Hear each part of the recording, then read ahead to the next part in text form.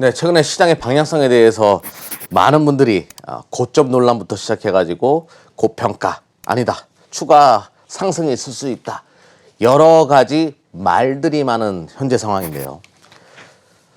먼저 지난주 이제 제가 출연했을 때 시장의 조정이 있다라고 하더라도 다시 재상승으로 접어들 수 있는 구간이다라고 말씀을 드렸어요. 코스피 또 한번 이제 하락 이후에 다시 한번 이제 올라오는 그런 흐름을 보여줬습니다. 제가 생각했던 것보다 조금 더 빠졌던 건 사실이에요. 그래서 매도 먼저 맞는 것이 낫다 이렇게 말씀을 드렸던 건데요. 근데 코스피도 그물망 상단 쪽에 들어왔다가 이제 매수 타점 주고 이렇게 돌아서는 현재의 구간이고요. 근데 여기서 지금 그물망 상단에 살짝 걸쳐 있는 상황이에요. 여기를 돌파하게 되면 또 이런 추세가 나올 수 있는 거고 꼭 기억하셔야 돼요. 그물망 바깥으로 캔들이 나오게 되면 주가는 빠르게 올라간다. 지금 그물망을 살짝 뜯어놓은 상황이거든요. 코스피. 일단은 기대를 해봐야 되겠고요. 코스닥이도 마찬가지입니다. 요거는 그물망 아무래도 변동성이 있죠. 그물망 하단을 터치하고 돌아서는 그런 흐름이고 금일자 그물망 상단에 그물을 뜯어놓은 상황이에요. 터지게 되면 굉장히 강하게 터질 수 있는 현재의 구간이다. 그런데 지금 이제 여러분들이 걱정하는 게 잭슨홀 회의 여기서 이제 파월 의장이 무슨 얘기를 할까? 지난주 시장에 빠졌던 가장 큰 원인은 파월의 at 포인트라는 발언이었어요. 적당한 때.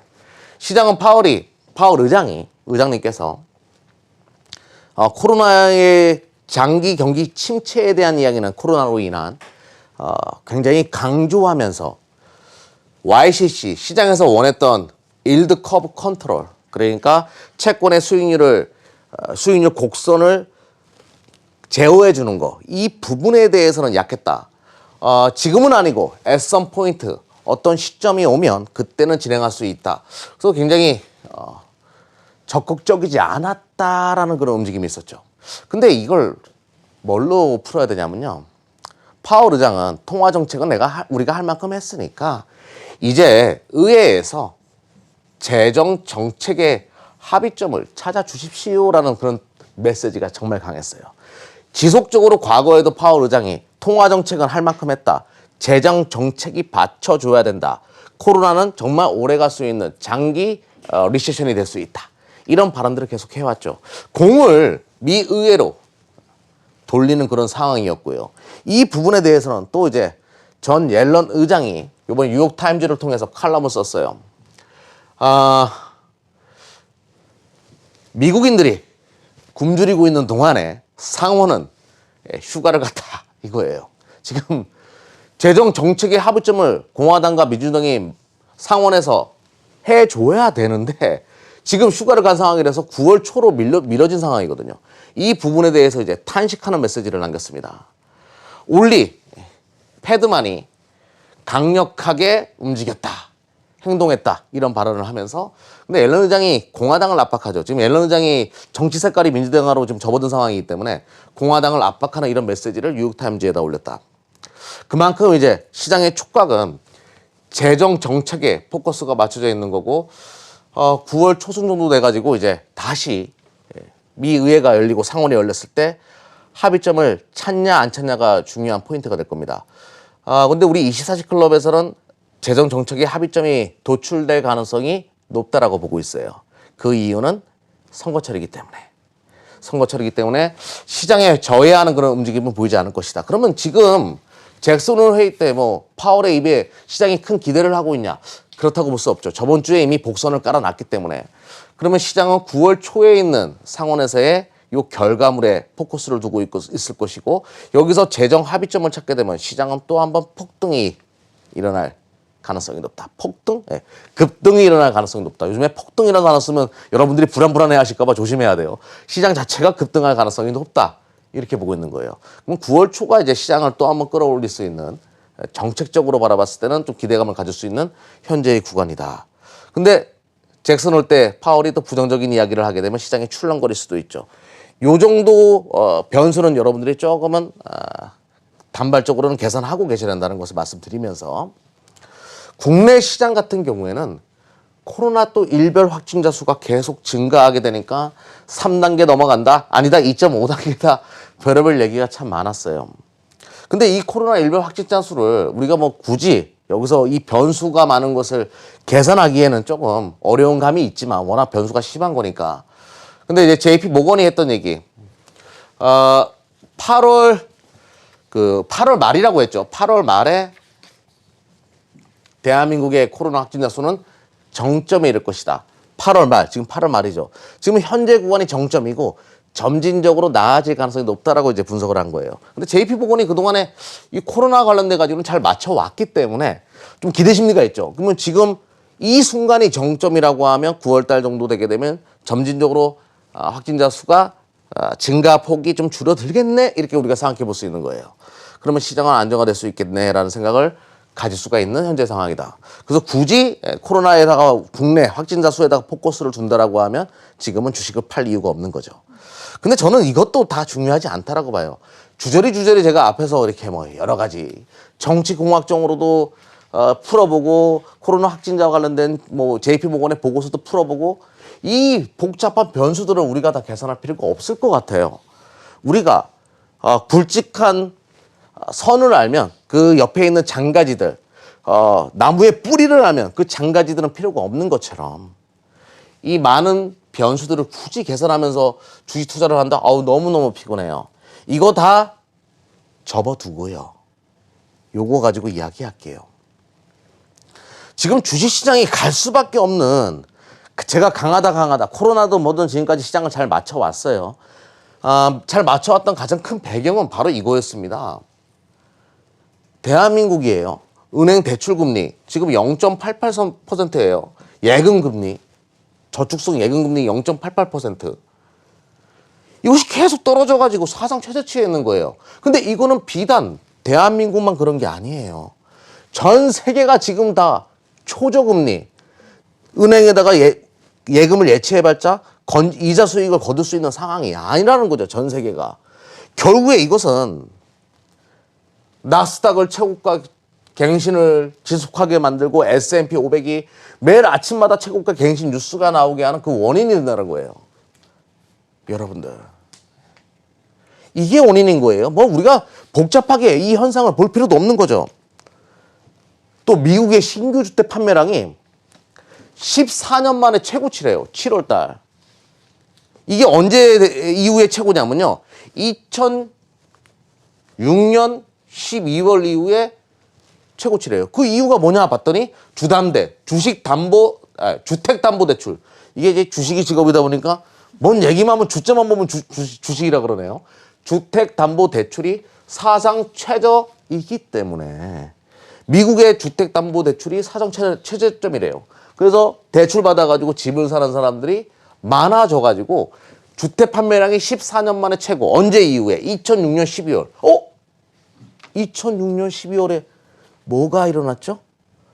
리먼 브라더스가 부실 모기지 채권을 만들어가지고 미국에서 엄청나게 많은 사람들이 뭐 집을 세 채, 네 채 가지고 있고 막 이랬을 때, 그렇죠. 부동산 버블이 발생했을 때예요. 그때 이후에 최고라는 거죠. 그때 2006년 12월 때 영화 빅슈터 보시면 나옵니다. 집주인이 개 이름으로 대출을 받았어요. 이게 실제 있었던 얘기입니다. 대출을 받는 게 얼마나 쉬웠냐면 강아지 이름을 가지고 대출을 받을 수 있었던 시대예요. 그러니까 버블이 발생할 수밖에 없었죠. 이 버블 때 이후에 최고라는 거죠. 그만큼 남아도는 자금이 많다라는 거예요. 부동산에 버블 조짐이 있다라는 겁니다.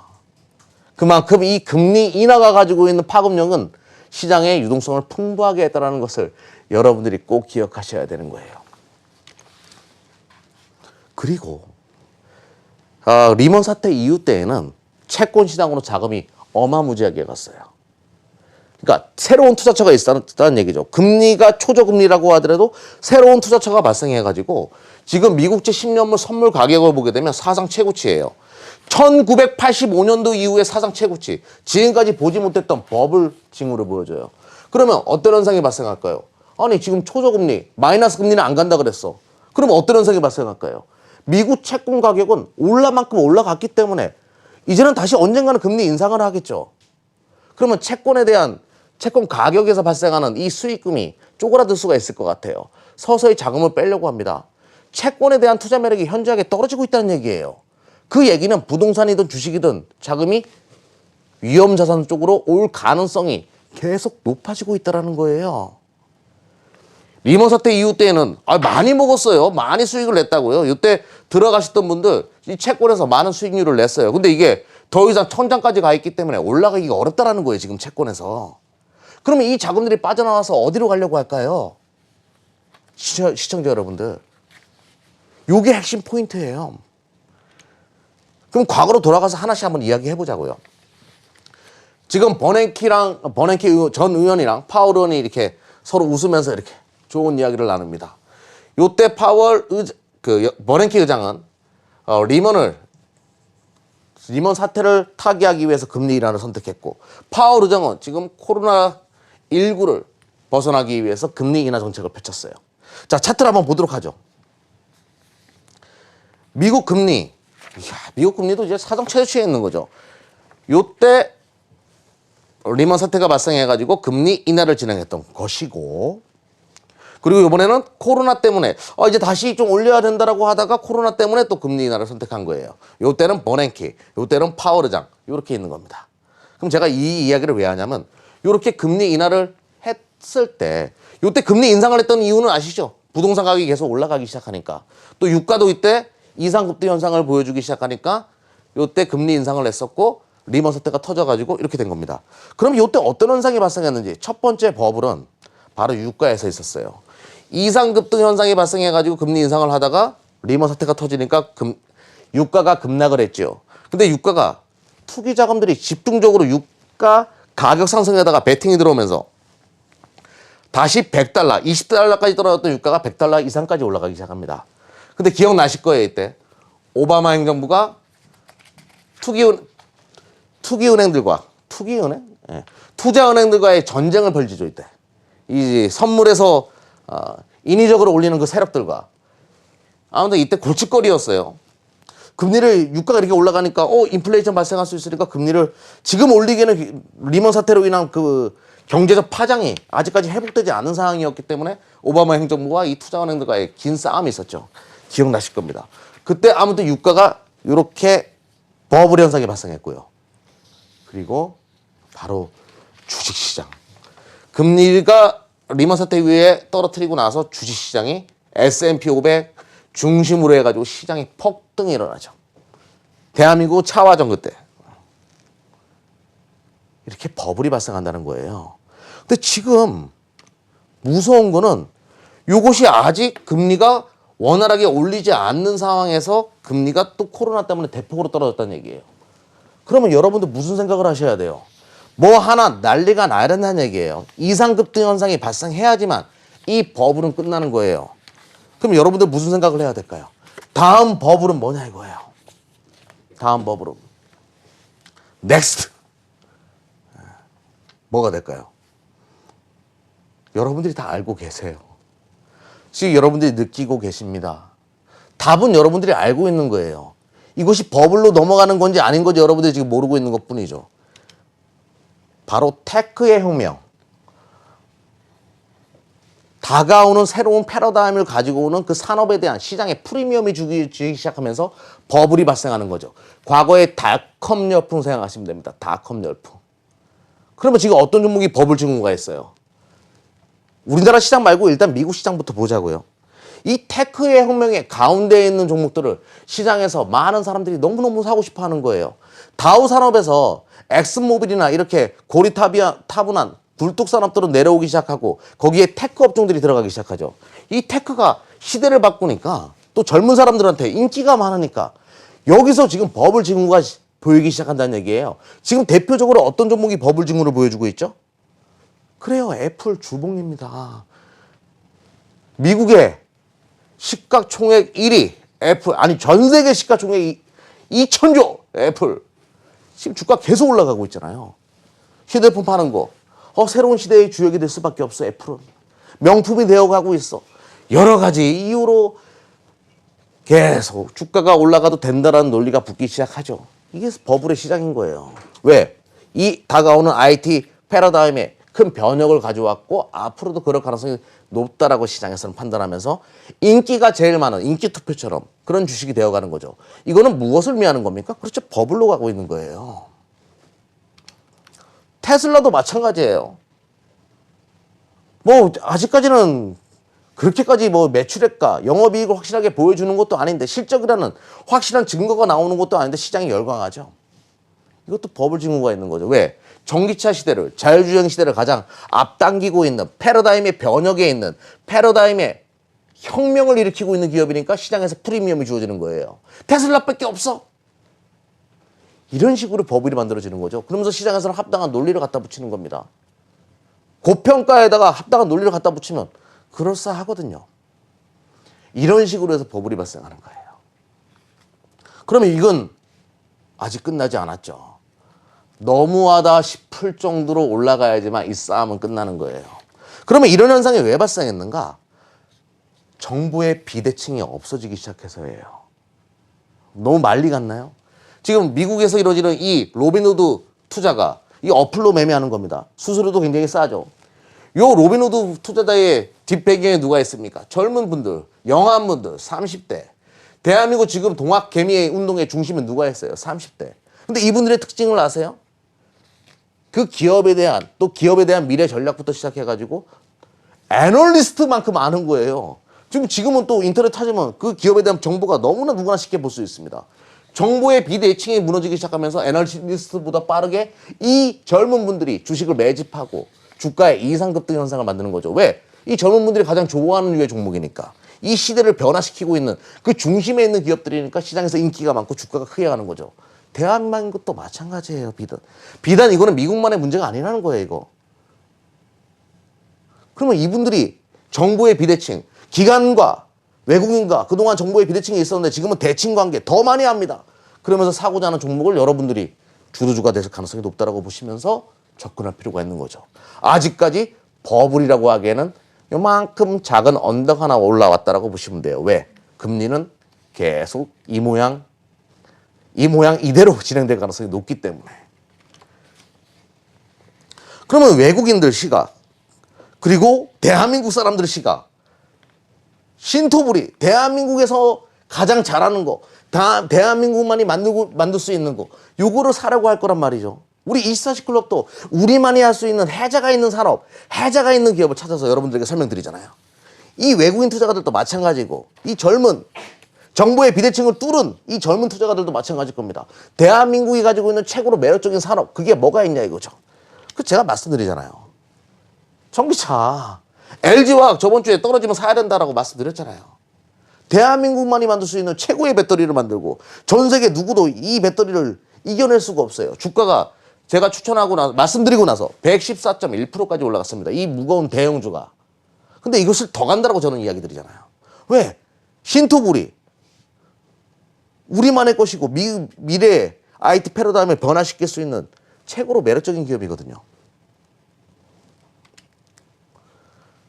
지난 또 이제 테슬라 배터리 데이 때문에 많은 사람들이 또 어려워진다. 이제 9월 22일 날 되게 되면 그때까지는 배터리 데이 때문에 테슬라가 배터리 내재화를 한다. 이제 어려워진다. 말들이 참 많았습니다. 그거 중요하지 않다라고 말씀드렸어요. 이 테슬라 배터리 데이는 내연기관 차량에서 전기차로 넘어갈 수밖에 없는 큰 변화를 가져올 텐데요. 거기서 나올 얘기를 미리 제가 유추해 볼게요. 여러분들이 전기차를 사려고 할 때 가장 망설이는 가장 큰 부분이 뭘까요? 이 불편함은 뭐가 있을까요? 무엇을 여러분들에게 이 구매의 마지막 카드를 못 긁게 하는 걸까요? 그거는 첫 번째가 바로 충전 시간일 거예요. 요 충전 시간을 최대한 앞당겨주는 이야기를 테슬라는 할 겁니다. 여기에 또 수혜주가 실리콘이 될 가능성이 높죠. 실리콘 응급제. 제가 대주전자재를 이 시간을 통해서 설명드렸죠. 실리콘. 응급제에 실리콘을 넣게 되면 빨라진다. 이런 이야기들 나올 가능성이 굉장히 높다. 지금은 실리콘 나노와이어 이야기 나올 것이다. 여러 가지 얘기 나오는데 아무튼 응급제 쪽에서는 실리콘 관련된 얘기가 나올 거고. 일단 짧게 지나갈게요. 여러분들이 전기차를 구매하는 데 있어가지고 가장 또 문제가 되는 것이 배터리 가격이 비싸다. 그래서 전기차 가격이 비싸다라는 거예요. 이거를 또 떨어뜨리는 방법을 찾으려고 할 겁니다. 그래서 두 가지가 나오겠죠. 맥스웰을 통한 건식시각 공정을 통해 가지고 2차전지 공정 시간을 단축시키는 방법, 그리고 양극재에서 코발트를 사용하지 않는 방법. 그럼 여기와 관련된 종목들도 제가 많이 설명드렸어요. PNT나 에코프로비엠이 또 여기에 수혜주가 될 수 있어요. 다 여러분들에게 대한민국 소재업체들이 여기에 또 최대 수혜주라는 걸 여러분들 잊어서는 안 돼요. 그리고 제가 오늘 무서운 얘기 좀 하나 할게요. 진짜 무서울 거예요. 지금 문제는 베를린 기가팩토리에서 테슬라가 배터리 내재화를 한다는 것인데 이제 자체적으로 만들겠다. 그런데 과연 테슬라가 독자적으로 이걸 가능할 거라고 생각하세요? 자, 한번 생각해 보자고요. 네바다 기가팩토리는 파나소닉이 붙었죠. 그리고 상하이 기가팩토리는 LG화학이 붙었어요. 유럽도 내재하기가 어렵죠. 아직까지는. 테슬라가 지금까지 배터리를 20년 동안 만들어 왔습니까? 수율을 맞출 수 있을 거라 생각하지 말라니까요. 지금 그런 기사 내용도 나오기 시작할 겁니다. 저번 주에 모건 스탠리가 테슬라가 대단한 것처럼 보고서를 썼지만 제가 그렇지 않다라고 얘기했죠. 제가 말한 그대로 내용들이 지금 뉴스화 될 거예요. 그러면 테슬라는 베를린 기가팩토리에서 어디를 하나 붙일 것 같은데 제 예상에는요. 누구를 갖다 붙이냐면 삼성 SDI가 여기에 붙을 가능성이 높아요. 아닐 것 같죠? 저도 그냥 예측이에요. 추측성입니다. 한번 맞는지 안 맞는지는 차후에 한번 확인을 해보자고요. 그렇게 되면 삼성 SDI도 강력한 모멘텀이 형성될 수 있고 대한민국 배터리가 역시 답이네라는 생각을 할 수밖에 없을 겁니다. 그리고 테슬라 배터리 데이터 자꾸 CATL 이야기하는 분들이 계시는데 제가 2달, 3개월 전에도 계속 얘기했어요. CATL은 LFP고요. LFP는 이게 못 쓴다고요. 낚싯배에다 쓰는 거지. CATL이 이번에 NCM, 대한민국처럼 NCM 배터리를 통해 가지고 만들어냈어요. 폭파하잖아요. 불나잖아. 수율이 40%밖에 되지 않아요. 대한민국 따라하려고 하니까 수율이 40%밖에 되잖아. 이거는 절반 이상이 불량이란 얘기예요. 아직까지는 안 되는 겁니다. CATL을 사용해가지고 뭐 테슬라가 할 수가 없는 상황이라는 걸 여러분이 꼭 기억하셔야 돼요. 이거 갖다 붙여가지고 공포스럽게 만들 필요도 없습니다. 저는 저번 주 모건 스탠리가 이 배터리 데이에 대한 경각심 뭐 이렇게 얘기하니까 많은 사람들이 말들이 많아요. 많은 대한민국 전문가들도 2차 전지 다 온 것 같다. 뭐 모건 스탠리가 말하니까 참 말들이 많아집니다. 갑자기 2차 전지가 나쁘게 느껴지기 시작하고 테슬라 내재하게 되면 대한민국이 없어진다? 배터리가 없어진다?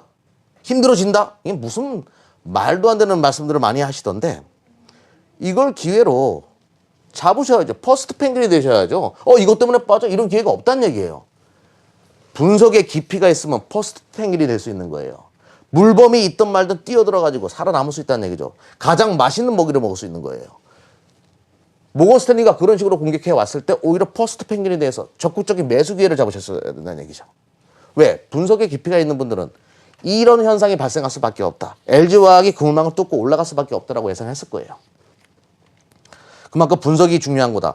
그리고 또 하나 테슬라가 아직까지는 생산은 본격적으로 대한민국 업체들이랑 겨루기에는 굉장히 어려운 이유가 뭐냐면 2차 전지는 바로 이 화학 소재 산업을 기반으로 하는 겁니다. 테슬라는 화학 소재 산업인가요? 아니잖아요. 그리고 또 하나 이 2차 전지 산업은 기술뿐만 아니라 자본 진입 장벽도 굉장히 높은 거예요. 지속적으로 투자했던 부분과 그리고 기술이 합쳐가지고 이루어져야 되는 부분이라는 거죠. 대한민국 업체들이 만들어온 20년 동안의 그 역사와 투자를 여러분들이 쉽게 생각하시면 안 된다는 것을 말씀드리면서 오늘 해자가 있는 기업 본격적으로 이야기하도록 할게요. 오늘 좀 초도 앞부분이 좀 길었습니다. 일부러 그렇게 만들었어요. 중요한 부분이어서. 자, 해자 기업 그동안 수익률 순위를 본다라고 하더라도 CIS 174%, 대주전자재료 161% 상당히 높았습니다. 근데 보세요. 다 2차 전지고 동진 세미캠이 유일하게 반도체였는데 이번에 또 주가 올라가는 게 2차 전지에 CNT 도전제를 만든다는 얘기가 돌면서 또 치고 나갔고 PNT 첨보 대부분이 다 2차 전지였습니다. 덕산 테코피아도 오늘 쳤는데요. 아무튼 차트 보면서 말씀드려보도록 하죠. CIS 174.7% 2차 전지 장비 업체죠. 전고체 관련된 기술을 가지고 있다고 말씀드렸고 대주전자재료 실리콘 응급제 기술을 가지고 있고 전 세계에서 가장 잘 만드는 기업이다. 161.8% 2차 전지예요. 그만큼 주도 업종을 잡으면 얼마나 큰 수익이 날 수 있는지를 알 수 있는 겁니다. PNT 오늘도 최고가 찍었습니다. 뭐 여러분들에게 말씀드린 지 얼마 안 됐는데 69.2%. 근데 작년에 제가 4,000원, 5,000원대부터 이 종목을 이야기해 드린 거니까 4배, 5배 올라온 상황이에요. 그리고 덕산 테코피아 최근에 왜 가죠? 그렇죠. 이것도 2차 전지 전극 보호제라는 것을 만들었다는 얘기가 돌면서 주가가 또 치고 나가는 거예요. 무조건 2차 전지. 시장의 주도주는 뭐라고요? 2차 전지입니다. 오늘 여러분들에게 드릴 종목은 근데 2차 전지가 아니에요. 너무 많이 소개시켜드렸어. 그래서 오늘은 좀 색다르게 반도체 관련된 종목을 하나 설명드릴 텐데요. 최근에 반도체 관련된 종목의 주가가 왜 안 가냐? 고정거래 가격이 7월 달에 마이너스 5% 떨어졌습니다. 도매 가격이에요. 자, 메모리 반도체 디램 마이너스 5%, 낸드 마이너스 5% 이렇게 떨어지다 보니까 대한민국 그 반도체 업체들에 대한 투자 매력이 현저하게 떨어졌겠죠. 그런데 이상하게 제가 이 시간을 통해서 말씀드렸던 반도체 관련된 TCK는 주가가 좋아요. TCK는 왜 좋다라고 얘기했죠? 낸드 업황은 너무나 밝다라고 말씀드렸어요. 가격이 떨어져도 판매량이 크게 증가하는 추세이기 때문에 낸드 관련된 반도체 종목은 보라라고 제가 말씀을 드렸죠. TCK가 그래서 주가 흐름이 좋은 겁니다. 그러면 오늘 낸드 관련된 종목, 한 종목 ENF 테크놀로지 설명드릴 거예요. ENF 테크놀로지는요. 보통 이제 반도체 재료 쪽에서 일본이 수출 규제를 했던 불산, 요 불산이 낸드에 많이 들어갑니다. 불산. 많이 깎아야 되기 때문에 그 식각의 가스로 많이 쓰이는 이 불산 만들 수 있는 기업이고, 또 일본이 수출 규제했던 포토레지스트 원재료를 만들 수 있는 기업이에요. 원료를. 그러니까 일본이 수출 규제한 거, 또 소재 국산화 관련된 최대 수혜자로 갈 수 있겠죠. 이 종목은 두 가지를 다 하기 때문에.